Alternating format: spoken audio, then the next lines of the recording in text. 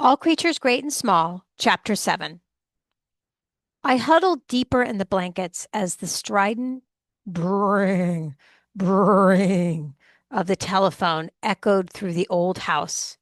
It was 3 weeks since Tristan's arrival, and life at Skeldale House had settled into a fairly regular pattern. Every day began much the same, with the phone ringing between 7 and 8 o'clock after the farmers had had the first look at their stock. There was only one phone in the house. It rested on a ledge in the tiled passage downstairs. Siegfried had impressed on me that I shouldn't get out of bed for these early calls. He had delegated the job to Tristan. The responsibility would be good for him. Siegfried had been emphatic about it. I listened to the ringing. It went on and on. It seemed to get louder. There was neither sound nor movement from Tristan's room, and I waited for the next move in the daily drama. It came, as always, with a door crashing back on its hinges. Then Siegfried rushed out onto the landing and bounded down the stairs 3 at a time. A long silence followed, and I could picture him shivering in the drafty passage, his bare feet freezing on the tiles as he listened to the farmer's leisurely account of the animal's symptoms. Then the ting of the phone in its rest, and the mad pounding of feet on the stairs as Siegfried made a dash for his brother's room. Next, a wrenching sound as the door was flung open, then a yell of rage. I detected a note of triumph. It meant Tristan had been caught in bed, a definite victory for Siegfried, and he didn't have many victories. Usually, Tristan exploited his quick dressing technique and confronted his brother fully dressed. It gave him a psychological advantage to be knotting his tie when Siegfried was still in his pajamas. But this morning, Tristan had overplayed his hand, trying to snatch the extra few seconds he was caught between the sheets. I listened to the shouts. Why didn't you answer the bloody phone like I told you? Don't tell me you're deaf as well as idle. Come on, out of it. Out, out. But I knew Tristan would make a quick comeback. When he was caught in bed, he usually scored a few points by being halfway through his breakfast before his brother came in. Later, I watched Siegfried's face as he entered the dining room and saw Tristan munching his toast happily. His daily mirror balanced against the coffee pot. It was as if he'd felt a sudden twinge of toothache. It all made for a strange atmosphere, and I was relieved when I was able to escape to collect my things for the morning round. Down the narrow passage with its familiar, exciting smell of ether and carbolic, and out into the high-walled garden which led to the yard where the cars were kept. It was the same every morning, but to me, there was always the feeling of surprise. When I stepped out into the sunshine and the scent of the flowers, it was as though I was doing it for the first time. The clear air held a breath of the nearby moorland. After being buried in a city for 5 years, it was difficult to take it all in. I never hurried over this part. There could be an urgent case waiting, but I still took my time. Along the narrow part between the ivy-covered wall and the long offshoot of the house where the wisteria climbed, pushing its tendrils and its withered blooms into the very rooms. Then past the rockery, where the garden widened to the lawn, unkept and lost-looking, but lending coolness and softness to the weathered brick. Around its borders, flowers blazed in untidy profusion, battling with a jungle of weeds. And so to the rose garden, then an asparagus bed whose fleshy fingers had grown into tall fronds. Further on were strawberries and raspberries. Fruit trees were everywhere, their branches dangling low over the path. Peaches, pears, cherries, and plums were trained against the south wall, where they fought for a place with wild growing rambler roses. Bees were at work among the flowers, and the song of blackbirds and thrushes competed with the cawing of the rooks high up in the elms. Life was full for me. There were so many things to find out, and a lot I had to prove myself. The days were quick and challenging, and they pressed on me with their very newness. But it all stopped here in the garden. Everything seemed to have stopped here a long time ago. I looked back before going through the door into the yard, and it was like suddenly coming across a picture in an old book, the empty, wild garden and the tall, silent house beyond. I would never quite believe it was I could never quite believe it was there and I was a part of it. And the feeling was heightened when I went into the yard. It was square and cobbled, and the grass grew in thick tufts between the stones. Buildings took up two sides, the two garages, once coach houses, a stable, and a saddle room, a loose box, and a pigsty. Against the free wall, a rusty iron pump hung over a stone water trough. Above the stable was a hayloft, and over one of the garages, a dovecot. And there was old Boardman. He too seemed to have been left behind from grander days, hobbling around on his lame leg, doing nothing in particular. He grunted good morning from his cubbyhole, where he kept a few tools and garden implements. Above his head, his reminders of the war looked down, a row of colored prints of Bruce Bairnsfather cartoons. He'd stuck them up when he came home in 1918, and there they were still, dusty and curled at the edges, but still speaking to him of Kaiser Bill and the shell holes and muddy trenches. Boardman washed a car sometimes or did a little work in the garden, but he was content to earn a pound or two to get back to his yard. He spent a lot of time in the saddle room just sitting. Sometimes he looked round the empty hooks where the harness used to hang, and then he would make a rubbing movement with his fist against his palm. He often talked to me of the great days. I can see toward Doctor now, standing on top step waiting for his carriage to come around. Big, smart-looking fella he was. Alls wore a top hat and a frock coat, and I could remember him when I was a lad, standing there, pulling on his gloves and giving his hat a tilt while he waited. Boardman's features seemed to soften, and a light came into his eyes, as though he were talking more to himself than to me. The old houses was different then.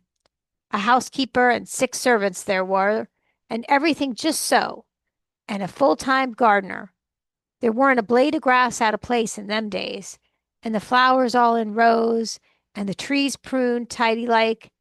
And this yard, it were toward Doctor's favorite spot. He'd come and look over the door at me sitting here polishing the harness and pass the time of day quiet like. He were a real gentleman, but you couldn't cross him. A few specks of dust anywhere down here, and he'd go nearly mad. But the war finished it all. Everybody's rushing about now. They don't care about them things now. They've no time at all. He would look round in disbelief at the overgrown cobbles, the peeling garage doors hanging crazily on their hinges, at the empty stable and the pump from which no water flowed. He was always friendly with me in an absent way, but with Siegfried he seemed to step back into his former character, holding himself up smartly and saying, "Very good, sir," and saluting repeatedly with one finger. It was as though he recognized something there, something of the strength and authority of toward Doctor, and reached out eagerly towards the most days. "Morning, Boardman," I said, as I opened the garage door. "How are you today?" "Oh, middlin', lad, just middlin'." He limped across and watched me get the starting handle and began the next part of the daily routine. The car allotted to me was a tiny Austin of an almost forgotten vintage, and one of Boardman's voluntary duties was towing it off when it wouldn't start. But this morning, surprisingly, the engine coughed into life after 6 turns. As I drove round the corner of the back lane, I had the feeling, as I did every morning, that this was where things really got started. The problems and pressures of my job were waiting for me out there, and at the moment I seemed to have plenty. I'd arrived in the Dales, I felt, at a bad time. The farmers, after a generation of neglect, had seen the coming of a prophet, the wonderful new vet, Mr. Farnan. He appeared like a comet, trailing his new ideas in his wake. He was able, energetic, and charming, and they received him as a maiden would a lover.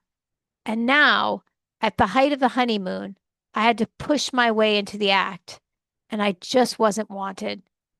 I was beginning to get used to the questions. Where's Mr. Farnan? Is he ill or something? I expected Mr. Farnan.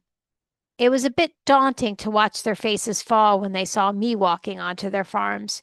Usually they looked past me hopefully, and some even went and peered into the car to see if the man they really wanted was hiding in there.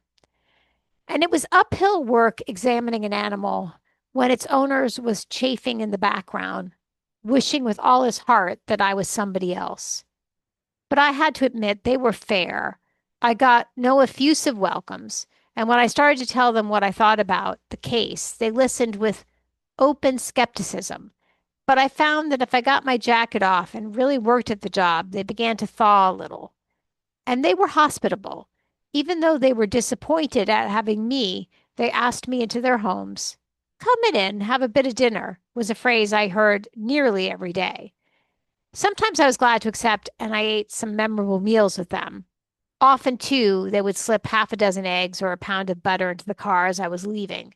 This hospitality was traditional in the Dales, and I knew they would probably do the same for any visitor, but it showed the core of friendliness, which lay under the often unsmiling surface of these people, and it helped. I was beginning to learn about the farmers, and what I found I liked. They had a toughness and a philosophical attitude which was new to me. Misfortunes which would make the city dweller want to bang his head against a wall were shrugged off with, well, these things happen. It looked like being another hot day, and I wound down the car windows as far as they would go. I was on my way to do a tuberculin test. The national scheme was beginning to make its first impact in the Dales, and the more progressive farmers were asking for survey tests. And this was no ordinary herd. Mr. Copfield's Galloway cattle were famous in their way. Siegfried had told me about them, the toughest lot in this practice. There's 85 of them, and none has ever been tied up. In fact, they've scarcely been touched by hand. They live out on the fells. They calf and rear the calves outside. It isn't often anybody goes near them, so they're practically wild animals. What do you do when there's anything wrong with them? I asked. Well, you have to depend on Frank and George. They're the two Copfield sons. They've been reared with those cattle since they were babies, started tackling the little calves as soon as they could walk, then worked up to the big ones. They're about as tough as the Galloways. Copfield's place was one of the bleak ones, looking across the sparse pastures to the bald heights with their spreading smudges of heather. It was easy to see why the farmer had chosen a breed hardier than the local shorthorns.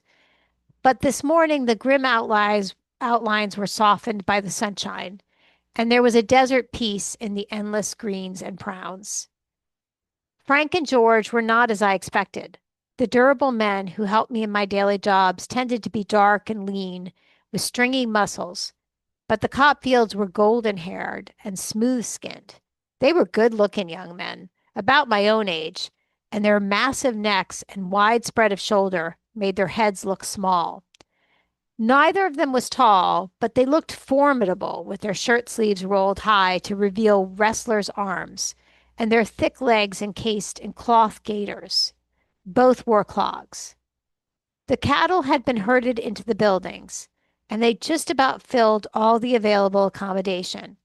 They were about 25 in a long passage down the side of the fold yard. I could see the ragged line of heads above the rails, the steam rising from their bodies. 20 more occupied an old stable, and 2 lots of 20 milled about in large, loose boxes. I looked at the black, untamed animals, and they looked back at me, their reddish eyes glinting through the rough fringe of hair which fell over their faces. They kept up a menacing, bad-tempered swishing with their tails. It wasn't going to be easy to get an intradermal injection into every one of them. I turned to Frank. Can you catch these beggars? I asked.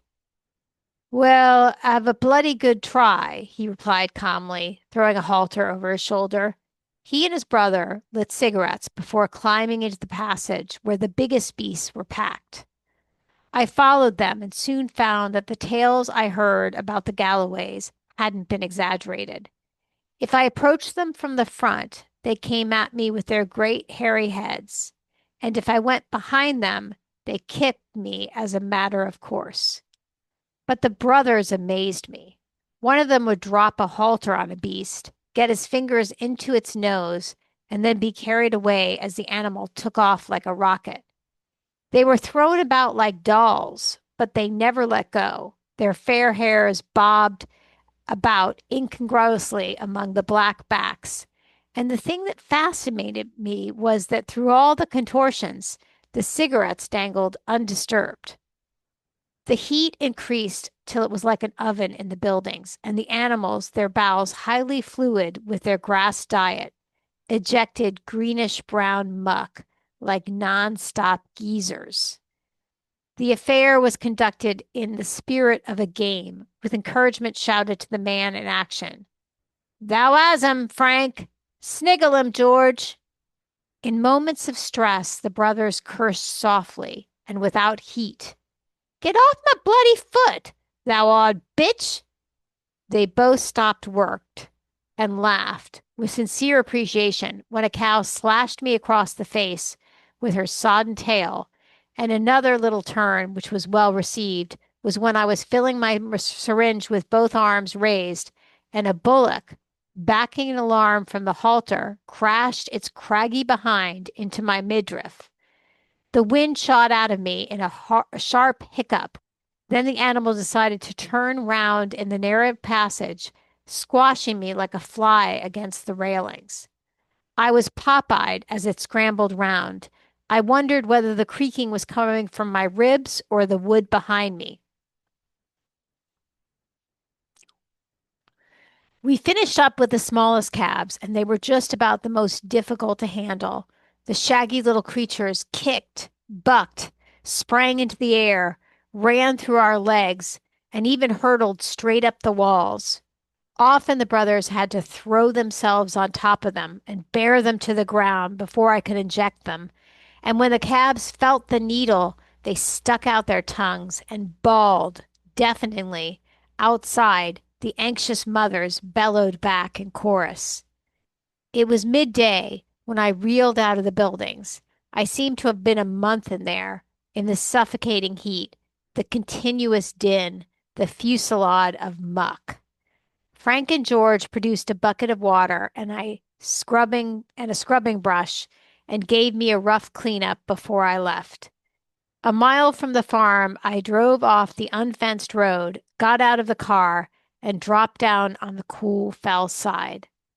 Throwing wide my arms, I wriggled my shoulders and my sweat-soaked shirt into the tough grass and let the sweet breeze play over me. With the sun on my face, I looked through the half-closed eyes at the hazy blue sky. My ribs ached, and I could feel the bruises of a dozen kicks on my legs. I knew I didn't smell so good either. I closed my eyes and grinned at the ridiculous thought that I had been conducting a diagnostic investigation for tuberculosis back there. A strange way to carry out a scientific procedure. A strange way, in fact, to earn a living. But then I might have been in an office with the windows tight, shut against the petrol fumes and the traffic noise, the desk light shining on the columns of figures, my bowler hat hanging on the wall. Lazily, I opened my eyes again and watched a cloud shadow riding over the face of the green hill across the valley. No, no, I wasn't complaining.